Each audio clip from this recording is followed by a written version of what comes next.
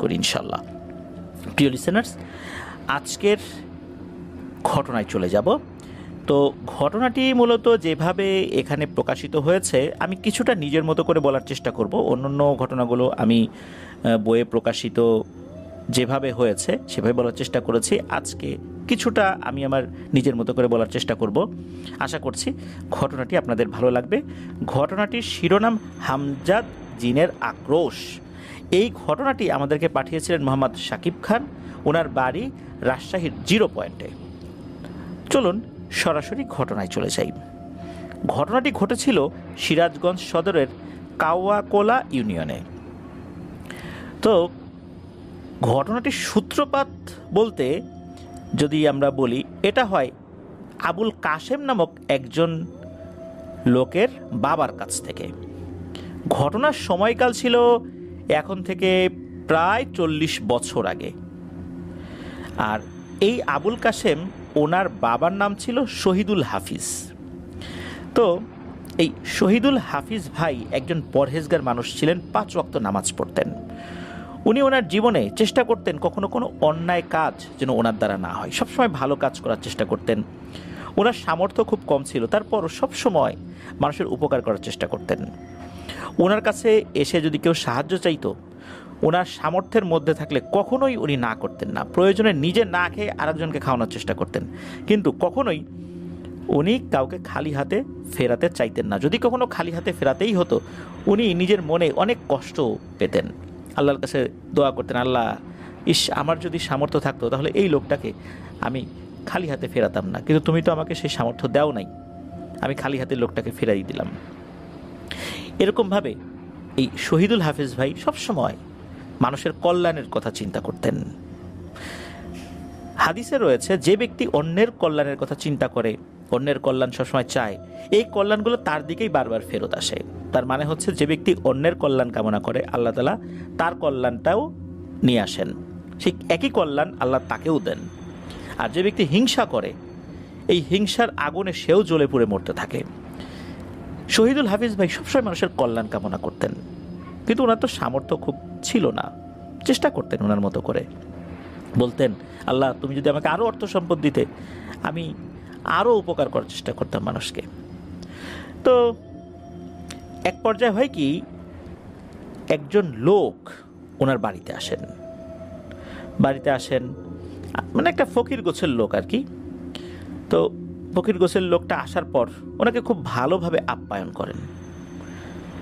ওনার আপ্যায়নে ওই লোকটি খুব খুশি হয়, বুঝতে পারেন যে এই শহীদুল হাফিজ ভাই খুব ভালো একজন মানুষ। তখন ওই ফকির লোকটা বলে যে, তুমি তো অনেক ভালো মানুষ, নেককার মানুষ, আল্লাহ তোমার সাহায্য অবশ্যই করবেন ইনশাল্লাহ। তুমি কি সত্যি মানুষের সাহায্য করতে চাও? তখন শহীদুল হাফিজ ভাই বলেন, হ্যাঁ অবশ্যই আমি চাই, আল্লাহর কাছে আমি সবসময় সে দোয়াই করি, আমার সামর্থ্যের মধ্যে আমি সেটাই করার চেষ্টা করি।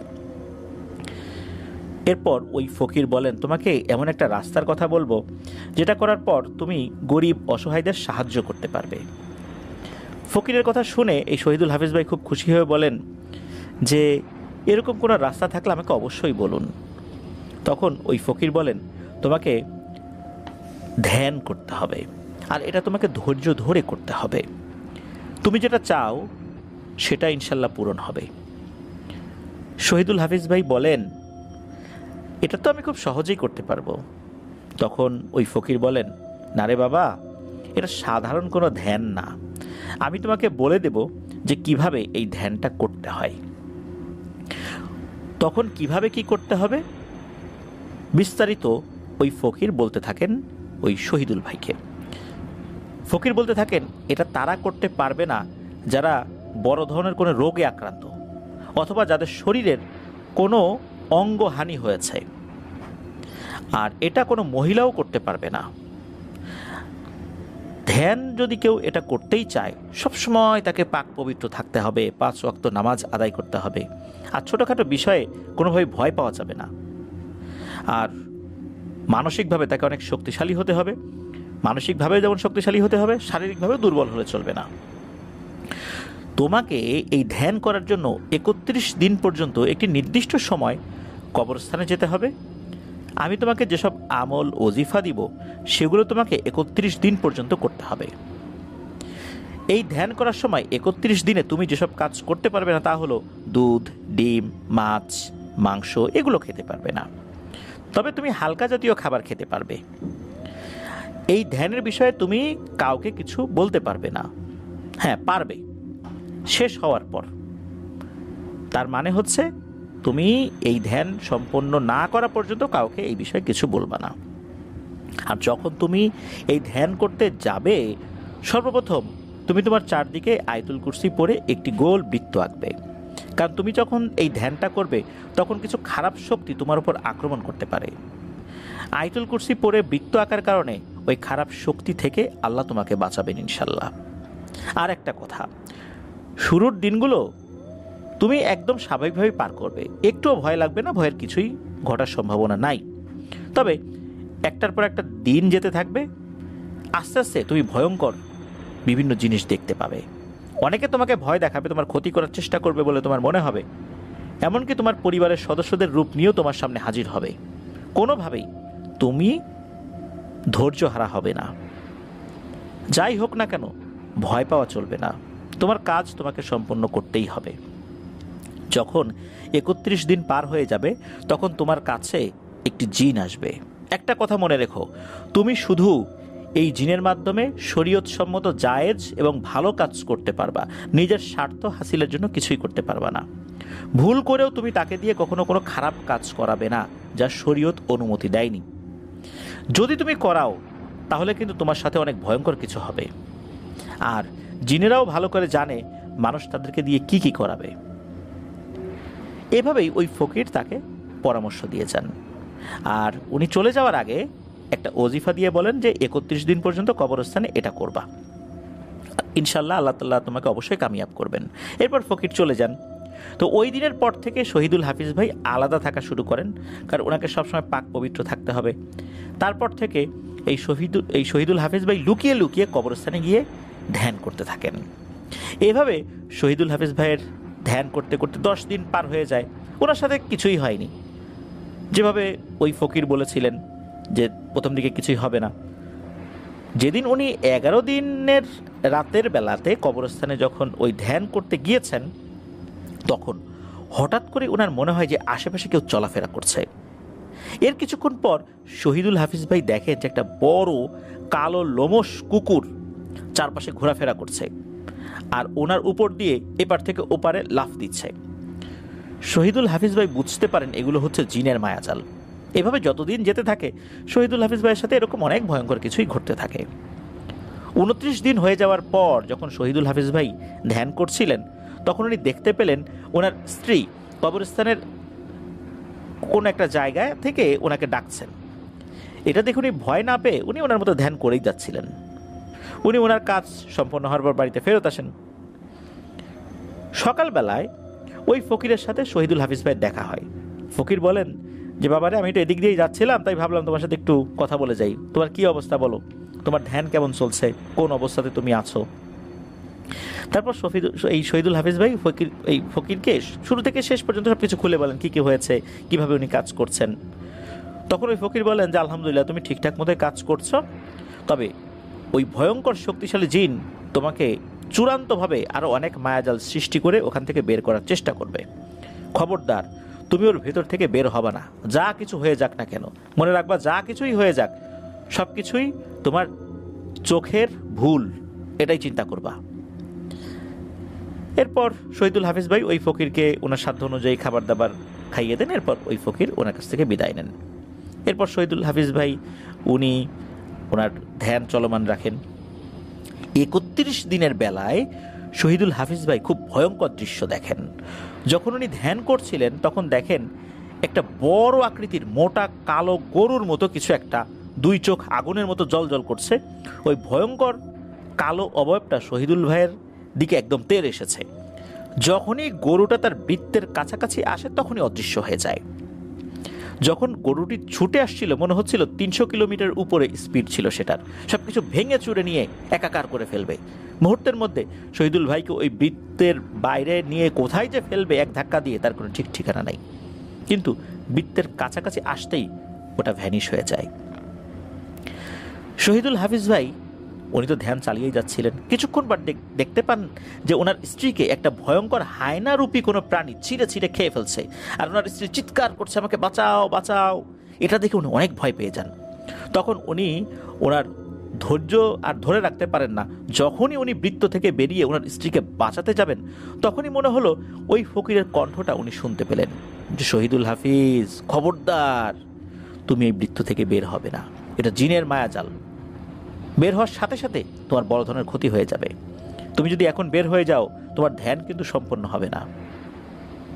শহীদুল হাফিজ ভাই সাথে সাথে বসে পড়েন, আর বাইরে দেখা ওই দৃশ্যটাও বাতাসের সাথে মনে হলো মিলিয়ে গেল। অবশেষে শহীদুল হাফিজ ভাই তার ধ্যান সম্পন্ন করেন।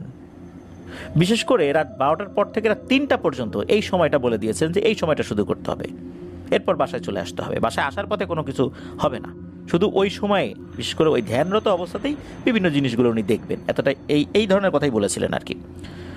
তো যখন ধ্যান সম্পন্ন হয়ে যায়, তখনও ওনার আশেপাশে বিকট গর্জন শুরু হয়ে যায়। বাতাসে মনে হচ্ছে সব কিছু এলোমেলো হয়ে যাচ্ছে, মনে হচ্ছে এখনই সব কিছু ভেঙে চুরে একাকার হয়ে যাবে। আর এর কিছুক্ষণ পরই একটি জিন ওনার সামনে চলে আসে, আর এই অবয়বটা দেখে উনি বেশ ভয় পেয়েছিলেন, চোখ বন্ধ করেছিলেন। এরপর একটি মোটা কণ্ঠ উনি শুনতে পান, বলে ওঠে, হে ইনসান, তোমার চোখ খোলো, আমি হামজাদ। তুমি তোমার ধ্যান সম্পন্ন করেছ, এখন থেকে আমি তোমার কথা শুনবো, কিন্তু আমার কিছু শর্ত রয়েছে। আমার প্রথম শর্ত, তুমি যখন পাক পবিত্র অবস্থায় থাকবে তখনই শুধু আমাকে ডাকতে পারবে। আমার দ্বিতীয় শর্ত, তুমি আমাকে দিয়ে শরীয়ত বহির্ভূত কোনো কাজ করাতে পারবে না, শুধু জায়েজ আর ভালো কাজই করাতে পারবে, যাতে সকলের উপকার হয়, যাতে তুমিও সোয়াব পাও, আমিও সোয়াব পাই। আর তুমি যদি আমাকে দিয়ে কোনো খারাপ কাজ করাও বা আমাকে কোনো খারাপ কাজ করতে বলো, আমি সেটা করে দিব, কিন্তু তোমার অনেক বড় ক্ষতি হয়ে যাবে, আর আমিও তোমার কথা শুনবো না, আমি মুক্তি পেয়ে যাব। আমরা জিনেরা কারো আনুগত্য পছন্দ করি না। একটি বিশেষ আমলের মাধ্যম দিয়ে আমরা কারোর সাথে যুক্ত হয়ে যেতে পারি, এটা আমাদের অনিচ্ছাতেই হয়। আমরা চেষ্টা করি মুক্ত হওয়ার জন্য। আমি আমার মুক্তির জন্য সবসময় চাইব, কিন্তু তোমাকেই সিদ্ধান্ত নিতে হবে যে তুমি কি করবা। এগুলো শোনার পর শহীদুল হাফিজ ভাই বলেন, চিন্তা করো না, আমি তোমাকে দিয়ে এমন কোনো খারাপ কাজ করাবো না ইনশাল্লাহ, কারণ আমি মানুষের শুধু সাহায্যই করতে চাই, আর এই কারণেই আমি এখানে বসেছি। এটা শোনার পর হামজাদ জিন বলে, বুঝতে পারলাম, ঠিক আছে, তো এখন বলো আমি কি উপকার করব। তারপর শহীদুল হাফিজ ভাই বলেন, না, এখন তো আমার কোনো কাজ নাই, তুমি এখন চলে যাও, যখন দরকার পড়বে আমি তোমাকে ডেকে নেব। এরপর হামজাদ জিন ওখান থেকে চলে যায়। তারপর শহীদুল হাফিজ ভাইও উনি ওনার বাড়িতে ফেরত আসেন। বাড়িতে ফেরত আসার পথেও কোনো ঘটনা ঘটেনি, উনি বাড়িতে গিয়ে ঘুমিয়ে পড়েছেন। তো ফজরের সময় আবার উঠেছেন, নামাজ পড়ে আবার দুপুর পর্যন্ত ঘুমিয়েছেন। আসলে উনি অনেক ক্লান্ত ছিলেন। ওনার যখন ঘুম ভাঙে, তখন ওনার দরজার সামনে বেশ কয়েকজন লোক দেখতে পান। মূলত যেই কয়েকজন লোক এসেছিলেন তাদের মধ্যে 3টা ছোট ছোট বাচ্চা ছিল আর একটা মেয়ে ছিল। তো শহীদুল হাফিজ ভাই যখন ওই মেয়েটার কাছে যান, তখন ওই মেয়েটা বলে ওঠে যে, আপনার কাছে কোনো খাবার হবে? আমার এই 3টা বাচ্চা না খেয়ে আছে, আমরা সারাদিন কিছুই খাইনি, সকালেও খাইনি, দুপুরও পার হয়ে যাচ্ছে। তখন শহীদুল হাফিজ ভাইয়ের অনেক খারাপ লাগে মহিলার কথা শুনে। তখন শহীদুল হাফিজ ভাই বলেন, আচ্ছা ঠিক আছে, আপনারা বসেন, দেখি আমার বাড়িতে কি আছে। উনি যখন রান্নাঘরে যান, ওনার ওয়াইফকে বলে যে, কি রান্না করেছো? তখন ওর ওয়াইফ বলেন যে, আসলে বাসায় তো তেমন কিছুই নাই, সকালে কয়েকটা রুটি বানিয়েছিলাম, এর মধ্যে একটা রুটি আছে, আপনি তো খান নাই, ঘুমিয়েছিলেন, ওই একটা রুটি আছে। এখন লোক তো 4 জন, এখন কিভাবে এই একটা রুটি এই 4 জনকে দিব? আর দুপুরের রান্না হতে আরও দেরি আছে, আর যে পরিমাণ রান্না করছি তাতে করে এই 4 জনের তো হবে না, আমরা না হয় না খেয়ে থাকলাম। তখন শহীদুল হাফিজ ভাইয়ের মনে পড়ে সেই হামজাদ জিনের কথা। শহীদুল হাফিজ ভাই আড়ালে গিয়ে সেই হামজাদ জিনকে নির্দিষ্ট পদ্ধতিতে ডাকেন। ডাকার পর হামজাদ জিনকে বলেন যে দেখো, এখানে 4টা লোক এসেছে, এদের কিছু খাবার দরকার, এরা অভুক্ত, তুমি ওদের কিছু খাবার এনে দাও। তো হামজাদ জিন রুটি এবং মাংস এনে দেন। শহীদুল হাফিজ ভাই তাদেরকে পেট ভরে খাবার খাওয়ান। এরপর ওই মহিলাকে বলে দেন যে যখনই তোমার বাচ্চাদের এবং তোমার ক্ষুধা লাগবে চলে এসো আমাদের বাড়িতে, আমার বাড়ির দরজা তোমাদের জন্য খোলা, চলে আসবা। এরপর ওই লোকগুলো চলে যান। এই দৃশ্য হামজাদ জিন দেখেছে। দেখার পর পরবর্তীতে হামজাদ জিন এই শহীদুল হাফিজ ভাইকে ডাক দেয়। ডাক দিয়ে বলে যে শহীদুল হাফিজ, তোমার কাজ দেখে সত্যি আমি মুগ্ধ হয়েছি। সাধারণত মানুষ জিনদেরকে নিজের স্বার্থ হাসিলের জন্য ডাকে, তুমি আসলেই আমাকে ভালো কাজের জন্য ডেকেছো। আমি আশা করব এই ভালো কাজের ধারাটা অব্যাহত রাখবে। ইনশাল্লাহ আমি আমার সর্বোচ্চটা দিয়ে তোমাকে সাহায্য করার চেষ্টা করব আল্লাহর সন্তুষ্টির জন্য, এছাড়া অন্য কিছু না। এরপর থেকে এই শহীদুল হাফিজ ভাই যখনই কোনো অসহায় দরিদ্র মানুষকে দেখতেন যারা তার কাছে এসে সহযোগিতা চাইতেন, উনি প্রথমে যে কাজটা করতেন সেটা হলো নিজের থেকে সহযোগিতা করার চেষ্টা করতেন। নিজের যতটুকু ক্ষমতা আছে সেটা দিয়ে সহযোগিতা করার চেষ্টা করতেন। উনি যদি দেখতেন যে না, ওনার সামর্থ্যের সেটা বাইরে, কোনোভাবেই করা সম্ভব না, এরপরই শুধু উনি ওই হামজাদ জিনকে ডাকতেন। কখনোই শুরুতে তাকে ডাকতেন না, আগে নিজে সাহায্য করার চেষ্টা করতেন। এরপর তো এইভাবে উনি করে যাচ্ছিলেন। উনি যে অনেক ধনী হয়ে গেছেন বিষয়টা এরকম না। উনি ওনার ব্যক্তি স্বার্থ হাসিলের জন্য কখনোই হামজাদ জিনকে ডাকেন নাই। উনি নিজে না খেয়ে থাকলেও হামজাদ জিনকে ডেকে বলেন নাই যে আমাকে খাবার দাও। উনি শুধু অন্যের উপকারের জন্যই ডাকতেন। এই হামজাদ জিনও এই শহীদুল হাফিজ ভাইকে ভালোবাসতে শুরু করে, সম্মান করতে শুরু করে। কারণ হচ্ছে যে এই ধরনের মানুষও সে তার এই বয়সে কম দেখেছে। তার বয়স 500 বছরের উপরে ছিল বলে জানা যায়, কিন্তু সে এরকম মানুষ কম দেখেছে। তো এভাবেই শহীদুল হাফিজ ভাই উনি তো দিন চালিয়ে যাচ্ছিলেন। উনি যেই আমলগুলো করতেন, ওই ফকিরও পরবর্তীতে এসেছিলেন, বিভিন্ন রুহানি আমল শিখিয়ে দিয়েছিলেন। তো হামজাদ জিনের সাক্ষাৎ লাভ, গরিব অসহায় মানুষকে সাহায্য করা, এগুলো কিন্তু উনি করতেন। আর 65 বছর বয়স যখন ছিল তখনই কিন্তু এই আমলটা উনি করে সিদ্ধি লাভ করেছিলেন আর কি। আর উনি তো অনেক ভালো মানুষ ছিলেন। উনি যা কিছু শিখেছেন, যা কিছু লাভ করেছেন, উনি সব কিছু লিখে রাখতেন। ওনার একটা ছেলে ছিল, তার নাম হচ্ছে মোহাম্মদ আবুল কাসেম। উনি কিন্তু এই আবুল কাসেমকে, নিজের ছেলেকে এই জিনিসগুলো শেখান নাই। কিভাবে হামজাদ জিনকে উনি পেলেন এটাও বলেন নাই। হামজাদ জিনের বিষয়গুলো উনি ওনার ছেলেকে বলতেন না, কারণ ওনার তো বাড়িতে বিল্ডিং ওঠে নাই বা এরকম অনেক ধনী হয়ে যান নাই, মানুষ সন্দেহ করতে পারে এমন কোনো কাজই উনি করেন নাই। তো এভাবেই চলছিল। এক পর্যায়ে উনি যখন অনেক বয়স হয়ে গিয়েছে, অসুস্থ হয়ে পড়েছেন, তখনও কিন্তু ওনার সুস্থতার জন্য হামজাদ জিনকে উনি অনুরোধ করেন নাই। হামজাদ জিনকে একবার উনি ডাকেন, ডেকে বলেন যে হামজাদ, আমার মৃত্যু মনে হয় সন্নিকটে, আমার বয়স একদম শেষ দিকে, বুঝতে পারছি যে কোনো সময় আল্লাহর ডাকে সাড়া দিয়ে চলে যাব। আমি তোমাকে আমলের মাধ্যমে এনেছিলাম, তোমাকে আমি মুক্ত করি নাই। তুমি যদি চাও আমি তোমাকে মুক্ত করে দিব, তুমি চলে যাও। আর আমার আচরণে তোমার মনে যদি কোনো কষ্ট লেগে থাকে আমাকে ক্ষমা করে দিও। তখন হামজাদ জিন বলে যে হে ইনসান, আমি তোমার আচরণে খুবই সন্তুষ্ট। তোমার আচরণে আমার মনে কোনো কষ্ট লাগে নাই। আমার কোনো আচরণে তোমার মনের মধ্যে কষ্ট থাকলে তুমি আমাকে ক্ষমা করে দিও। আর তুমি আমাকে মুক্ত করে দিও না। আমি তোমার সাথেই থাকতে চাই। তুমি যতদিন বেঁচে থাকবে আমি তোমার সাথেই থাকবো ইনশাল্লাহ, যদি আল্লাহ আমাকে সে পর্যন্ত হায়াতে রাখেন। আর তোমাকে যে কাজগুলো আমি করে দিয়েছি এটা আল্লাহ তাআলার ইচ্ছাতেই হয়েছে। তুমিও সওয়াব পেয়েছো, আমিও ভালো কাজের সহযোগিতার অংশ হিসেবে সওয়াব পেয়েছি। তাই আমি সেই সওয়াব থেকে বঞ্চিত হতে চাই না। যদিও তোমার মৃত্যুর সাথে সাথে তোমার সাথে আমার এই বন্ধনটা ছিন্ন হয়ে যাবে, বা আমার মৃত্যু হয়ে গেলেও তোমার সাথে আমার এই বন্ধন ছিন্ন হয়ে যাবে, আমার পরবর্তীতে আমার বংশের কেউ এসে এই সেবাটা করবে না। তোমার মৃত্যুর পরেও তোমার কোনো উত্তরসূরির সাথেও আমার কোনো সম্পর্ক স্থাপিত হবে না। এটা শুধু যে আমল করে তার সাথেই আমাদের এই সম্পর্কটা স্থাপিত হয়। তাই তোমার মৃত্যুর পর আমি চলে যাব। আমি দোয়া করি আল্লাহ তাআলা তোমাকে আরও দীর্ঘায়ু যেন দেন, যাতে করে তুমি আরও মানুষের উপকার করতে পারো, কিন্তু আমি মানুষের এই উপকার করার সওয়াব থেকে বঞ্চিত হতে চাই না, তাই তুমি আমাকে মুক্ত করে দিও না। এ কথা শোনার পর এই যিনি আমল করেছিলেন, এই শহীদুল হাফিজ ভাই, উনি খুব খুশি হন। উনি আর মুক্ত করেন নাই। তবে বার্ধক্যজনিত কারণে স্বাভাবিকভাবেই এই শহীদুল হাফিজ ভাই মারা যান। মারা যাওয়ার পর হামজাদ জিন মুক্ত হয়ে যায়। তো হামজাদ জিনের বয়স কত ছিল এটা নিয়ে বেশ কিছু তথ্যগত ব্যাপার রয়েছে। শোনা যায় কেউ বলে 200 বছর, কেউ বলে 500 বছর। তা আমরা 500 বছরটাই বলেছি।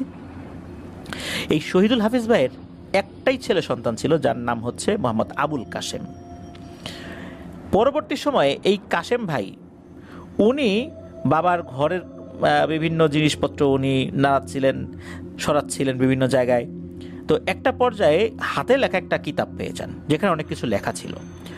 তো এই কাশেম সাহেব উনি এই কিতাব পড়া শুরু করেন। পড়তে পড়তে বুঝতে পারেন এটা সেই কিতাব যেই কিতাবটা ওনার বাবা নিজের হাতে লিখেছেন, কিন্তু মৃত্যুর পূর্বে একবারের জন্য বলে যান নাই যে এই কিতাবটা কোথায় রেখেছেন, উনি কিভাবে আমল করেছেন। এতটুকু বলেছেন যে উনি সাধনার মাধ্যম দিয়ে এটা লাভ করেছিলেন, কিন্তু কিভাবে সাধনা করেছেন এটা তো ওই কিতাবে লেখা। হামজাদ জিনের সাক্ষাৎ পাওয়ার জন্য কি কি করতে হবে? হামজাদ জিনের সাক্ষাৎ পাওয়ার জন্য অবশ্যই পাক পবিত্র থাকতে হবে। ওখানে লেখা আছে যে কোনো ধরনের পাপ কাজ, খারাপ কাজের সাথে থাকা যাবে না, নিজ স্ত্রীর সাথে এক বিছানায় নির্দিষ্ট সময়ের জন্য ঘুমানো যাবে না, হালকা জাতীয় খাবার খেতে হবে, 5 ওয়াক্ত নামাজি হতে হবে, ওজিফার বিভিন্ন আমল এগুলো লেখা ছিল। নিয়ত খাঁটি হতে হবে, অনেক ধৈর্য লাগবে। যতদিন পর্যন্ত হামজাদ জিনের সাথে সাক্ষাৎ না হয় ততদিন পর্যন্ত নির্দিষ্ট কিছু আমলগুলো চালিয়ে যেতে হবে। আর হামজাদ জিনকে দেখার একটি তরিকা রয়েছে। প্রথমে একটা মোমবাতি নিয়ে একটি খালি ঘরে বসতে হবে। সেই ঘরটা অবশ্যই পাক পবিত্র হতে হবে, আর মানুষ থেকে অনেকটা দূরে করাটাই উত্তম। সেই ঘরে আগরবাতি জ্বালাতে হবে। অবশ্যই অজু অবস্থায় পাক পবিত্র হয়ে থাকতে হবে। আল্লাহর প্রতি অগাধ বিশ্বাস থাকতে হবে এবং নেক উদ্দেশ্যে খাঁটি নিয়েতে ওখানে বসতে হবে। ঘরটা যতটুকু সম্ভব অন্ধকার রাখাটাই বাঞ্ছনীয়। প্রথমে আয়াতুল কুরসি পড়ে একটি বৃত্ত তৈরি করতে হবে। তারপর পেছনের দিকে আরও একটি মোমবাতি ধরিয়ে দিতে হবে। সেই মোমবাতির আলোতে সামনের দিকে নিজের ছায়া পড়বে, সেই ছায়ার দিকে তাকিয়ে থাকতে হবে। যতটুকু সম্ভব চোখের পলক কম ফেলে ওজিফা করে যেতে হবে। শুরুতে দুরুদে ইব্রাহিম এবং শেষে দুরুদে ইব্রাহিম পড়তে হবে। আর যেই দুরুদটা আমরা নামাজে পড়ি সেটা। আর যতদিন পর্যন্ত ধ্যান চলবে, এটা তো হামজাদ জিনের সাক্ষাৎ পাওয়া, বিশেষ করে ডাকার পদ্ধতি, কিন্তু ওই ধ্যানের যে ব্যাপারটা, এই ব্যাপারটা তো একটা গোপন আমল আর কি। 31 দিন পর্যন্ত করতে হবে, রাত 12টা থেকে 3টার মধ্যে।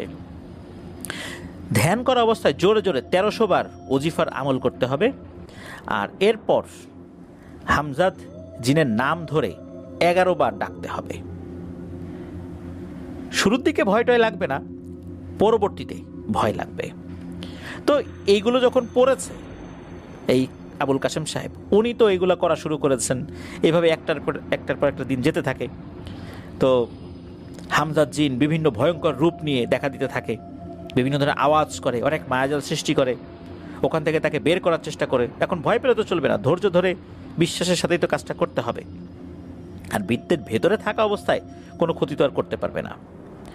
তো ভুল করেও যদি বৃত্তের বাইরে কেউ চলে আসে তাহলে তো বিশাল বিপদ, এমন বিপদ যা কল্পনারও বাইরে। তো এইভাবে এই আবুল কাশেম সাহেব উনি ধ্যান চালিয়ে যেতে থাকেন, আমল করতে করতে শেষ দিকে চলে আসেন। তখন আবুল কাশেম ভাই বুঝতে পারেন যে ওনার সামনে কেউ একজন আছে। উনি ওই সময় চোখ বন্ধ করেছিলেন, চোখ খুলে দেখেন যে হুবহু ওনার মতো চেহারারই একজন সামনের দিকে বসে আছে। আবুল কাশেম ভাই এটাও দেখেন যে অন্য আর একটা পাশে বিশাল আকৃতির এক দানবীয় অবয়ব বসে আছে এবং সে তেড়ে আসছে মারার জন্য। এই দৃশ্য দেখে এই আবুল কাশেম সাহেবের অবস্থা খুবই খারাপ হয়ে যায়। উনি বুঝতে পারেন তাকে বৃত্ত থেকে বের করার চূড়ান্ত চেষ্টাটা চালিয়ে যাচ্ছে, কিন্তু উনি তো বৃত্ত থেকে বের হন না। এরপর সব কিছু স্বাভাবিক হয়ে যায়। তখন উনি দেখতে পান আশেপাশে আর কিছুই নাই, ওই অবয়বটাও তার সামনে নাই, তার মতো হুবহু অবয়ব যেটা ছিল সেটাও নাই, কিন্তু ভূমিকম্প শুরু হয়ে গেছে, সব কিছু কাঁপছে। অনেক মানুষের আর্তনাদ শোনা যাচ্ছে। তো উনি ভয় না পেয়ে উনি ওজিফা চালিয়ে যেতে থাকেন। কিছুক্ষণ পর রাত 3টার মতো বাজে আনুমানিক। ওনার কাজ যখন সম্পন্ন হয়ে যায় তখন আল্লাহর কাছে উনি শুকরিয়া আদায় করেন। কিছুক্ষণ পর হামজাদ জিন তার রূপে এসে ওই একই রকমভাবে বাবার সাথে যেভাবে দেখা করেছিল ছেলের সাথে এসে দেখা করে কথা বলে। তো হামজাদ জিন এই আবুল কাশেম সাহেবের সাথে কথা বলার সময় যে শর্তগুলো তার বাবাকে দিয়েছে সে একই শর্ত তাকেও দেয়, সেও রাজি হয়ে যায়। তো যখন রাজি হয় তখন এই হামজাদ জিন বলে, আমাকে বলো এখন কোনো আদেশ আছে কি? আবুল কাশেম ভাই উনি দেখেছিলেন যে তার ঘরগুলো অগোছালো। উনি ওই হামজাদ জিনকে বলেন, যাও আমার ঘর পরিষ্কার করে দাও। হামজাদ জিন তার চেহারায় বেশ অন্যরকম একটা অভিব্যক্তি ফুটিয়ে তোলে, মানে মনে হয় যে এই বিষয়টা সে আশা করে নাই যে তাকে দিয়ে ঘর পরিষ্কার করতে বলবে, তবে সে মুহূর্তের মধ্যে কাজটা করে দেয়। এরপর এই কাশেম সাহেব বলেন, আমার জন্য ভালো খাবার এনে দাও। সে তাই এনে দেয়। তো এইভাবে চলতে থাকে। মূলত এই আবুল কাশেম সাহেব উনি শুরু থেকেই নিজের ব্যক্তি স্বার্থ চরিতার্থ করার জন্যই কাজগুলো করতেন। উনি মানুষের যে একদম উপকার করতেন না তা না, করতেন, টুকিটাকি কাজ করতেন, কিন্তু নিজের স্বার্থেই হামজাদ জিনকে দিয়ে বিভিন্ন ধরনের কাজ করাতেন। এই আবুল কাশেম সাহেব উনি একজন লোভী মানুষ ছিলেন। উনি ভালো করেই জানতেন যে হামজাদ জিনকে দিয়ে কোনো খারাপ কাজ করলে তার অনেক বড় ক্ষতি হয়ে যাবে, তারপরও বড় ধরনের কোনো খারাপ কাজ না করলে টুকিটাকি খারাপ কাজ করাতেন। প্রতিবেশী এক লোকের সাথে এই কাশেম সাহেবের মারাত্মক একটা বৈরিতা ছিল। আবুল কাশেম সাহেব কখনোই তার ভালো চান নাই। একদিন এই হামজাদ জিনকে ডেকে বলেন যে তোমাকে এই লোকটাকে মেরে ফেলতে হবে। হামজাদ জিন ওই দিন কাশেম সাহেবকে বলেছিলেন, আবুল কাশেম, আমাকে দিয়ে এই কাজটা করাইও না, তোমার কিন্তু অনেক বড় ক্ষতি হয়ে যাবে, বুঝো কিন্তু। তারপরও আবুল কাশেম সাহেব বলেন যে তোমাকে এই কাজটা করতেই হবে, করো। সত্যি ওই লোকটাকে হামজাদ জিন মেরে ফেলেছিল। হঠাৎ একদিন রাত্রে হামজাদ জিন নিজেই এই কাশেম সাহেবের সাথে দেখা করে আর ভয়ঙ্কর কণ্ঠে গর্জন করতে থাকে। কাশেম সাহেব অনেক ভয় পেয়ে যান। তারপরও উনি বুঝতে পারেন যে আজকে খুব খারাপ কিছু হয় কি না। হামজাদ জিন চিৎকার করে বলতে থাকে, হে আবুল কাশেম, তুই তোর বাবার মতো হইস নাই। তোর বাবা আমল করে আমাকে নিয়ে আসলেও তার সাথে আমার সম্পর্ক ছিল বন্ধুত্বের মতো, আর আমাদের উভয়ের উদ্দেশ্য ছিল আল্লাহর সন্তুষ্টি, কিন্তু তুই আমাকে দিয়ে খারাপ কাজটি করিয়েছিস। আমি অনেক শক্তিশালী হলেও তোর এই হুকুম পালন করতে আমি বাধ্য ছিলাম, কিন্তু তুই যেই কাজটি করেছিস এই কাজের ফল তুই পাবি। তোকেও মারবো, তোর সন্তানকেও আমি মারবো। এইভাবে হামজাদ জিন হুঙ্কার ছেড়ে কথাগুলো বলতে বলতে চলে যায়। এই কাশেম সাহেব অনেক ভয় পেয়ে যান, চিন্তিত হয়ে যান, কি করবেন বুঝতে পারেন না। পরবর্তীতে অনেক বুজুর্গ এক কামেল আল্লাহওয়ালা মানুষের সন্ধান পান।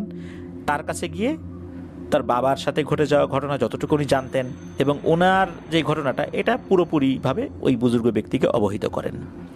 তখন ওই বুজুর্গ ব্যক্তি বলেন যে আমাকে একদিন সময় দেন, আর এই সমস্যা আমি আপনার বাসায় না গেলে বুঝতে পারবো না। প্রত্যেকটা সমস্যার সমাধানের কিছু পদ্ধতি আছে, তরিকা আছে, সেই অনুযায়ী আমাকে কাজ করতে হবে। পরের দিন এই আবুল কাশেম সাহেবের বাড়িতে ওই আল্লাহওয়ালা ব্যক্তি আসেন। আসার পর উনি কিছু তথ্য দেন। উনি বলেন যে বাবারে, তুমি চলে যাওয়ার পর আমি গভীর রাতে আমলে বসি, আমার সাথে যে সমস্ত ভালো জিনেরা রয়েছে তাদেরকে ডেকে তোমার বিষয়ে বলি, এবং আমি হামজাদ জিনের কথা বলি। হামজাদ জিনের নাম শুনতেই আমার সাথে থাকা শক্তিশালী জিনগুলো থরথর করে কাঁপতে শুরু করে আর বলতে থাকে, হুজুর আমাদেরকে মাফ করে দেন, এটা আমরা করতে পারবো না, তার সাথে গিয়ে কথাও বলতে পারবো না, এটা আমাদের সাধ্যের বাইরে। তখন আমি তাদেরকে প্রশ্ন করি, কেন, কি হয়েছে, তোমরা তো ভয় পাচ্ছ কেন, সে তো ভালো জিন, আমাকে বিষয়টা খুলে বলো। তখন সেই জিনগুলো বলতে থাকে সেই হামজাদ জিনের কথা। জিনেরা বলে হামজাদ জিন দুই ধরনের হয়, এরা মূলত দুই জাতের, এদের বংশের নাম হচ্ছে হামজাদ, এদের প্রত্যেকের আলাদা আলাদা নাম আছে, এই জিনের নাম কি এটা বলা যাচ্ছে না। এরা এতটাই শক্তিশালী যে এদেরকে অন্য কোনো জিনেরা দেখতে পায় না, জিনেরা স্বাভাবিকভাবেই অদৃশ্য, কিন্তু কিছু জিনদেরকে জিনেরাও দেখতে পায় না। এই হামজাদ জিন হচ্ছে সেই প্রজাতির জিন। এরা কোথায় থাকে, কি করে, এটা জানা অসম্ভব। তবে এই যেই হামজাদ জিনটা, এই হামজাদ জিনটা এর যেই পূর্বপুরুষ, এরা এসেছে মিশর থেকে। এরা অন্যান্য হামজাদ জিন থেকে অনেক শক্তিশালী। এদের শক্তি ক্ষমতা এতটাই আল্লাহ বেশি দিয়েছেন যে আমরা সাধারণ জিনের এটা কল্পনাও করতে পারি না। পৃথিবীর বিভিন্ন দেশে এই হামজাদ জিনেদের গোষ্ঠী রয়েছে। এদেরকে সহজে বশ করা যায় না, খুবই কঠিন। অনেক বড় কামেল বুজুর্গ আল্লাহওয়ালা ব্যক্তির সান্নিধ্যে থাকা ছাড়া কেউ এটাকে যদি বশ করার চেষ্টা করে বা ডেকে নিয়ে আসে, পরবর্তীতে বিপদ হওয়ার সম্ভাবনা খুব বেশি থাকে। মৃত্যুকে জেনে এদেরকে ডাকতে হবে, আর ভালো নিয়েতে ডাকতে হবে। হামজাদ জিনেরা ভালো খারাপ দুটোই আছে। যেই গোষ্ঠী ভালো, সেই গোষ্ঠীর থেকে যারা বের হয় সবাই ভালো। আর যেই গোষ্ঠী শয়তান, এদের সাথে সরাসরি শয়তানের একটা যোগাযোগ রয়েছে। তাই এরা খুবই বিপজ্জনক। যদি কোনো খারাপ কাজ এদেরকে দিয়ে করানো হয়, বিশেষ করে যারা ভালো জিন, তাহলে এরা কিন্তু মুক্তি পেয়ে যায়। তখন পুরো গোষ্ঠীকে ওরা নির্বংশ করে দেয়। আর আরও একটা ভয়ঙ্কর ব্যাপার হচ্ছে, হামজাদ জিনেরা যেই পথ দিয়ে চলে অন্য জিনেরা বুঝতে পারে। ওরা যেই পথ দিয়ে চলে ওই পথ দিয়ে অন্য জিনেরাও যেতে ভয় পায়, ওই রাস্তা এড়িয়ে চলে। তাহলে বুঝতেই পারছেন কি ভয়ঙ্কর জিনেরা। আর হামজাদ জিনেদের যেই গোষ্ঠীটা দুষ্টু, এদেরকে বলে শিফলি হামজাদ। এই শিফলি হামজাদ গোষ্ঠীটাই হচ্ছে দুষ্টু বা খারাপ। এরা এতটাই শক্তিশালী এবং খারাপ যে পৃথিবীতে যত শক্তিশালী তান্ত্রিক বা হুজুর যাই হোক না কেন, খুব সহজেই নিমেষেই এদেরকে শেষ করে দিতে পারে এই শিফলি হামজাদ গোষ্ঠীর জিন। সুতরাং বুঝতেই পারছেন কি ভয়ঙ্কর জিন এই হামজাদ সম্প্রদায়। শিফলি হামজাদ জিনেরা সরাসরি শয়তানের বংশধরদের সাথে সম্মিলিত থাকে, যার কারণে এদের প্রতিহত করা অসম্ভব বলা চলে। হুজুর এটা জানান যে তার জিনেরা পরামর্শ দিয়েছে যে অতি দ্রুত এই আবুল কাশেম সাহেব এবং তার পরিবারের সদস্যরা যেন অনেক দূরে চলে যান এখান থেকে। দূরে চলে গেলে হয়তোবা তার ক্ষোভ প্রশমিত হতে পারে।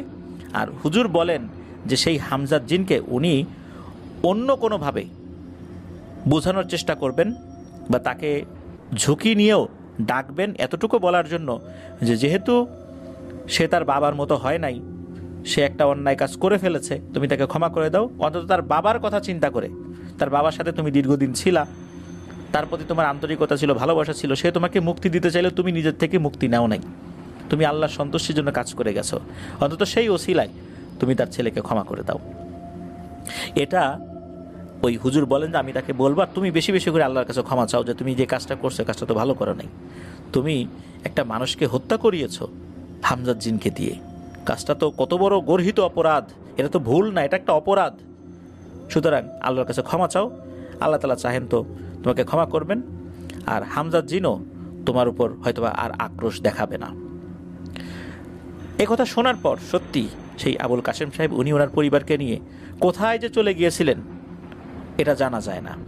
হতে পারে উনি এখনও জীবিত আছেন, ওনার পরিবাররা জীবিত আছে, বা আদতে ওনাদের সাথে কি হয়েছিল এটা জানা যায় না। তো এই বিষয়গুলো এই কাশেম সাহেবই বিভিন্ন মানুষদেরকে জানিয়েছিলেন, যার প্রেক্ষাপটে অনেক মানুষ এই বিষয়টা জেনেছিলেন যে আসলে ঘটনাটা কি হয়েছে। এবং উনি ওই পরিবারকে, যেই পরিবারের সদস্যকে উনি হত্যা করিয়েছেন এই হামজাদ জিনকে দিয়ে, তাদের কাছে ক্ষমা চেয়েছিলেন এবং বলেছিলেন কি অপরাধ উনি করেছেন। তো যখন তারাও এটা শুনেছে, তারাও তাকে ক্ষমা করে দিয়েছে। এইভাবেই উনি চলে যান ওই এলাকা ছেড়ে। ওনার সাথে কি হয়েছে এটা তো আর জানা যায় নাই, তবে আমাদের ধারণা যেহেতু ওই পরিবার তাকে ক্ষমা করে দিয়েছে, তারপর ওই আল্লাহওয়ালা বুজুর্গ উনি পরবর্তীতে কিছু করেছেন কিনা এটাও জানা যায় না। হতে পারে যে এই কাশেম সাহেব এবং তার বংশধররা ভালো আছেন, যদিও বা সেটা অনেক দিন হয়ে গেছে। তবে ওনার ওই সময়ের যে বয়স আর এখন যে ওনার তো অনেক বেশি বয়স হয়ে গেছে তাও না, যদি উনি জীবিত থাকেন, আল্লাহ তাআলা তাকে জীবিত রাখেন আর কি। হতে পারে যে উনি ভালো আছেন, সুস্থ আছেন, আবার নাও থাকতে পারে, এটা আমরা জানি না। তো এটাই ছিল ঘটনা। প্রিয় লিসেনার্স, হামজাদ জিন এমন এক ধরনের জিন যে ওরা যে পথ দিয়ে চলে সেখানে তার চিহ্ন রেখে যায়। তাহলে বুঝতেই পারছেন কি ভয়ঙ্কর প্রকৃতির জিন, যে অন্য জিনেরাও তার নাম শুনলে থরথর করে কাঁপে। আর এরা ভালো খারাপ দুটোই আছে। শিফলি হামজাদ হচ্ছে খারাপ প্রকৃতির হামজাদ জিন। আর হামজাদ মূলত একটা বংশ, এদের আলাদা নাম আছে, কিন্তু এই হামজাদ জিনের নাম কি এটা আমরা জানতে পারি নাই, এজন্য আমরা বলতেও পারলাম না। প্রিয় লিসেনার্স, এরই সাথে শেষ হয়ে গেল ভয়ের শিহরণ বইয়ের সবগুলো ঘটনা। তো ইনশাল্লাহ আশা করছি এই সবগুলো ঘটনাই আপনাদের ভয়ের শিহরণ জাগাতে সক্ষম হয়েছে। শুধু ভয়ের শিহরণ নয়, আমরা চেষ্টা করি যে ঘটনার মাধ্যম দিয়ে নৈতিকতা, মূল্যবোধ যেন আমরা সৃষ্টি করার চেষ্টা করতে পারি, সেই মেসেজটা আপনাদের কাছে পৌঁছে দিতে পারি। এই চেষ্টা আমাদের অব্যাহত থাকবে ইনশাল্লাহ। প্রিয় লিসেনার্স, আগামীকাল শনির রাতের একটি এপিসোড রয়েছে, সেখানে 2টি ঘটনা থাকছে ইনশাল্লাহ। শোনার আমন্ত্রণ জানাচ্ছি, বিদায় নিচ্ছি। সবাই ভালো থাকবেন, সুস্থ থাকবেন। আমার জন্য দোয়া করবেন, আমার পরিবারের জন্য দোয়া করবেন, আপনাদের জন্য দোয়া রইল, আপনাদের পরিবারের প্রত্যেকের জন্য দোয়া রইল। মহান আল্লাহ সুবহানাহু ওয়া তাআলা আমাদেরকে ভালো রাখুন, সুস্থ রাখুন, নিরাপদে রাখুন, আফনান দাহর ওয়ার্ল্ডের সাথে রাখুন। আসসালামু আলাইকুম। প্রিয় লিসেনার্স, আসসালামু আলাইকুম।